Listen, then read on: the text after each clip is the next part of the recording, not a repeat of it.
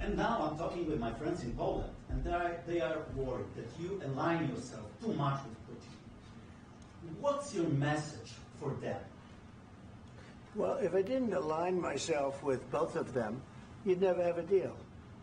You want me to say really terrible things about Putin and then say, "Hi, Vladimir, how are we doing on the deal?" That doesn't work that way.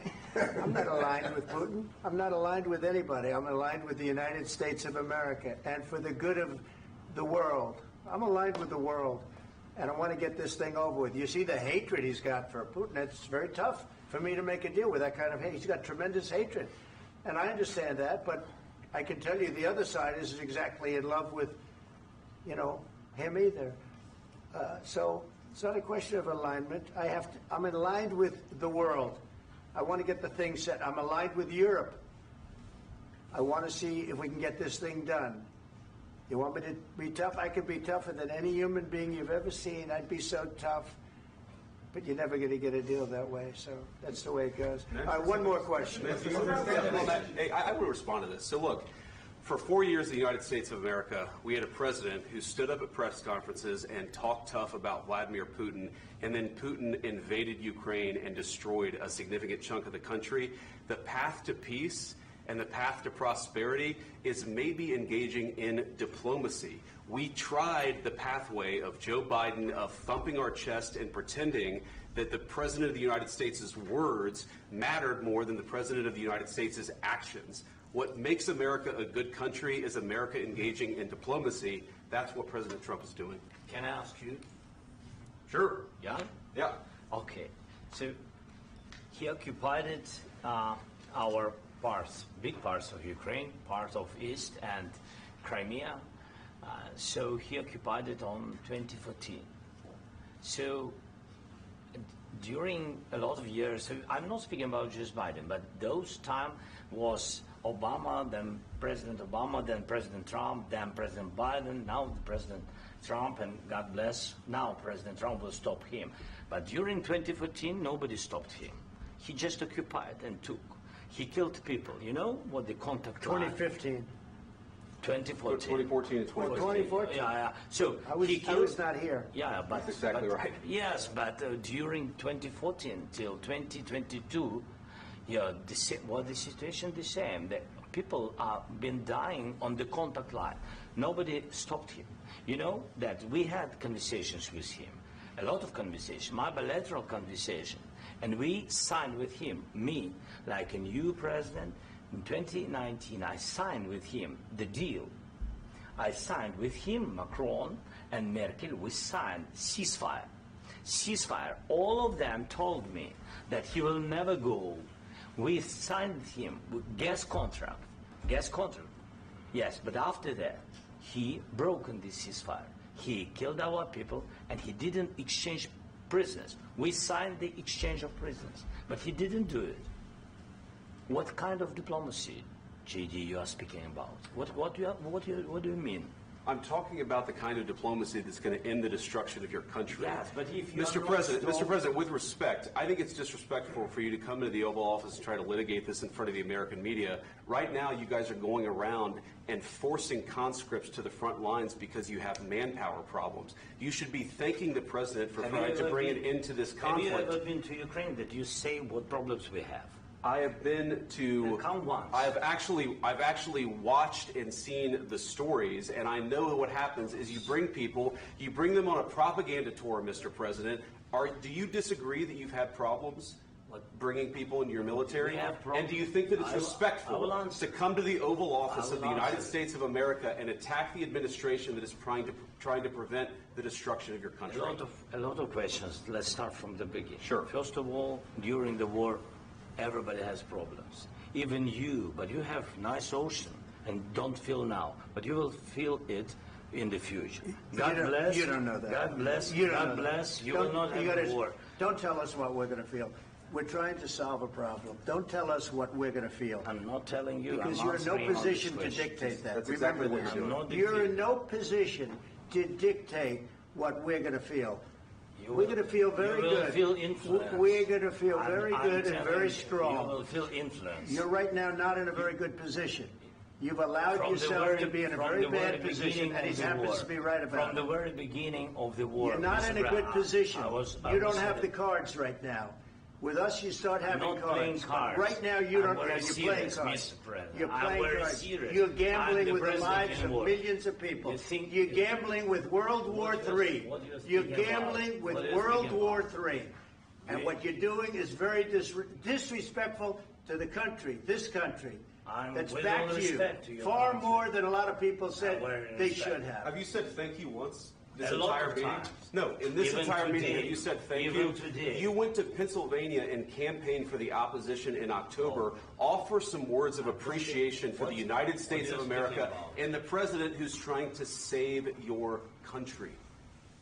Please, you think that if you will speak very loudly about the war, you He's not speaking loudly. He's not speaking loudly. Your country is in big trouble. Can I Wait a minute. No. You've done a lot of talking. Your country is in big trouble. I know. You're not winning. You're not winning this.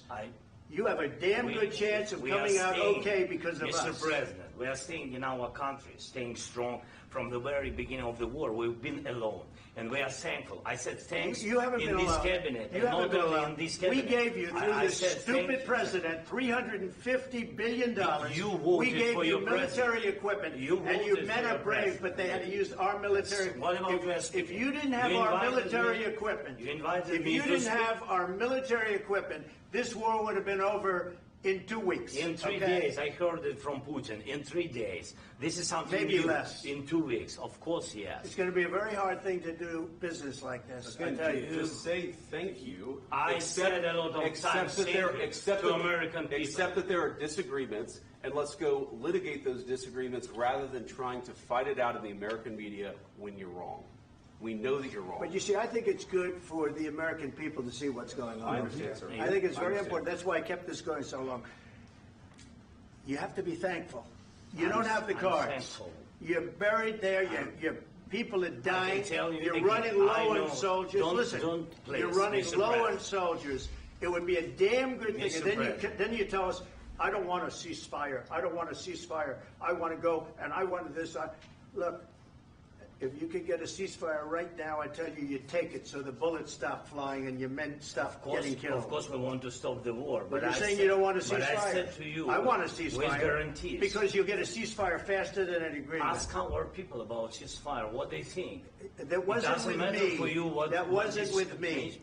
That was with a guy named Biden, who was not a smart person. That was with Obama. It was your president. Excuse me. That was with Obama, who gave you sheets, and I gave you javelins. Yes. I gave you the javelins to take out all those tanks.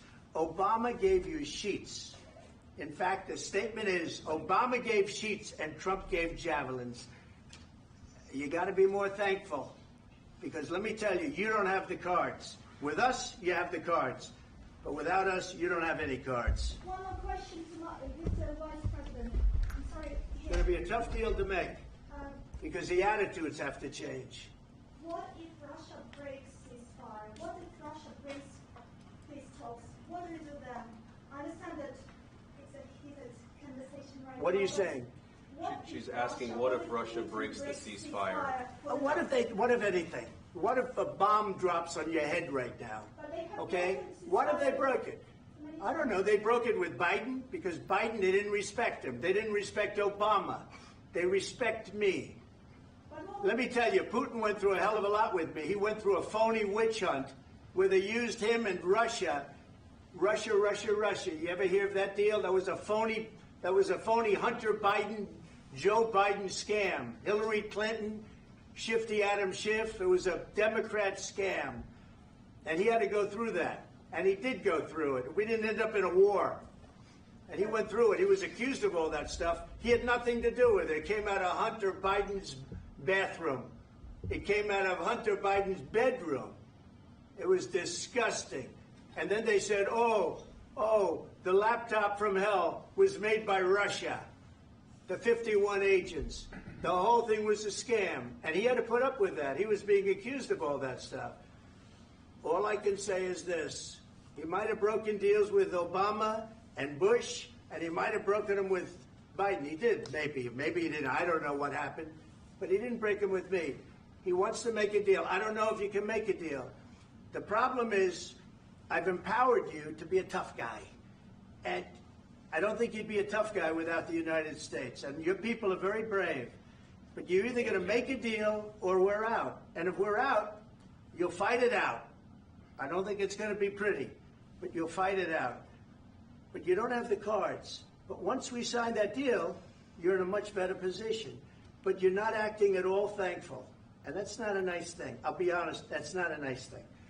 All right, I think we've seen enough. What do you think? Huh? This is going to be great television, I will say that. All right. We'll see what we can do about putting it together. Thanks. I need the back of this. We'll see. I don't know. All right, guys, come on. Wait, hey, let's go. Guys, come on. Let's move.